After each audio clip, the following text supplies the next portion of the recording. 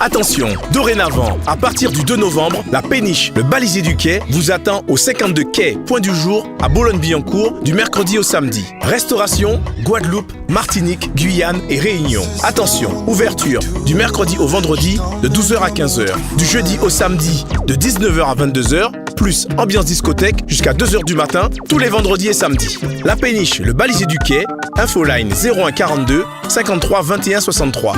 01 42 53 21 63. Martinique Actualité.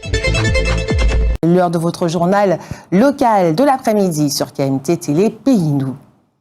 Et pour commencer, les syndicats martiniquais ont décidé de manifester, comme en France, le 19 janvier contre la réforme des retraites annoncée par le gouvernement. La décision qui ne passe vraiment pas, c'est celle de prolonger le départ à la retraite de 62 à 64 ans. C'est avec emphase que le député martiniquais Giovanni William a demandé au gouvernement à propos de l'affaire du chlordécone d'être au rendez-vous de l'histoire en indemnisant tous les Martiniquais. Le ministre délégué aux Outre-mer, Jean-François Carinco, a beaucoup plus sobrement dressé la liste de ce qui a été fait et qui se fait encore sur ce problème par le gouvernement. Les laboratoires de biologie ont donc mis fin à leur grève. Ils sont ouverts depuis ce matin.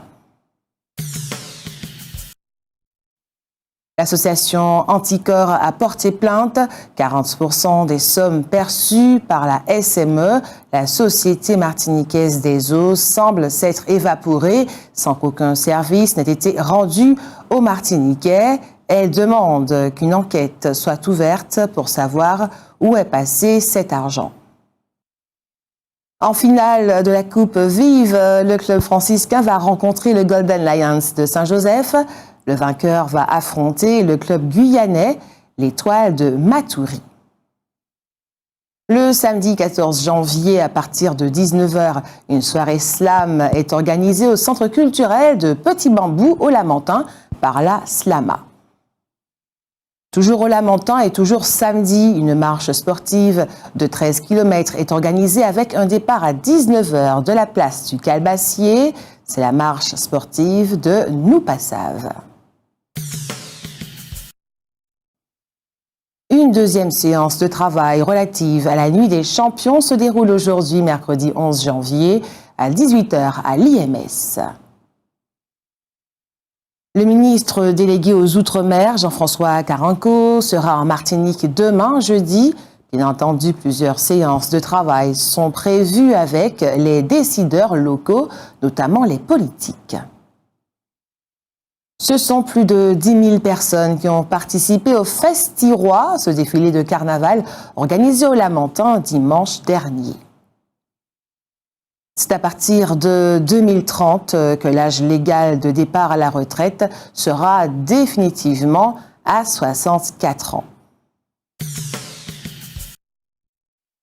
Très curieusement, alors que son client, Jean-Manuel Nédra, affirme pour sa défense qu'il ne savait pas ce que contenaient les valises qu'il transportait, son défenseur, maître Philippe Edmond Mariette, profitant, comme souvent, de ce genre d'affaires pour occuper la une des journaux, laisse clairement entendre que son client faisait partie d'un réseau particulièrement bien organisé et puissant.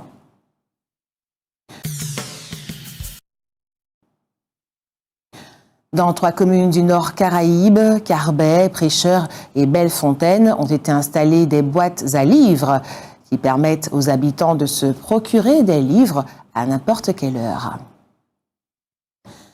Au cours de la rencontre qu'il a eue avec le préfet hier, Serge Letchimy affirme avoir insisté sur les choses suivantes: la lutte contre les sargasses, faire en sorte que la loi sur l'indivision qu'il a fait voter à l'Assemblée nationale soit effectivement appliquée de façon efficace en Martinique, la reconstruction des hôpitaux et une aide massive à la ville de Fort-de-France pour lui permettre de restaurer son centre-ville.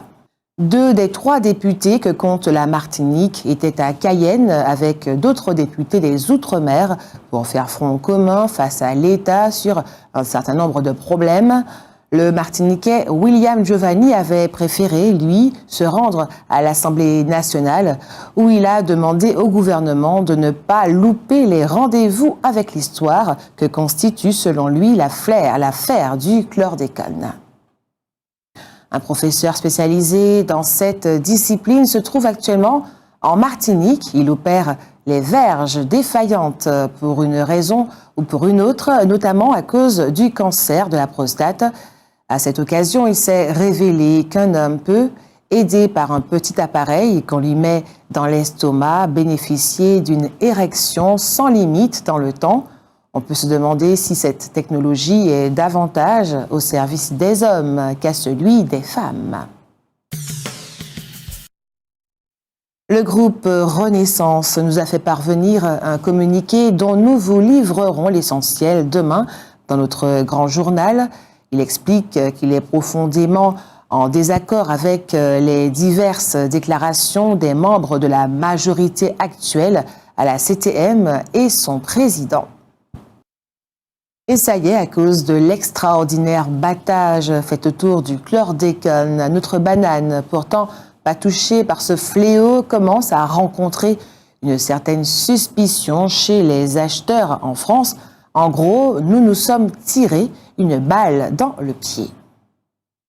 Et pour terminer ce journal local de l'après-midi, après un net rebond en 2021, l'activité des TPE-PME a ralenti en 2022. Elle est restée toutefois plutôt dynamique dans un contexte de légère atténuation des tensions sur les approvisionnements.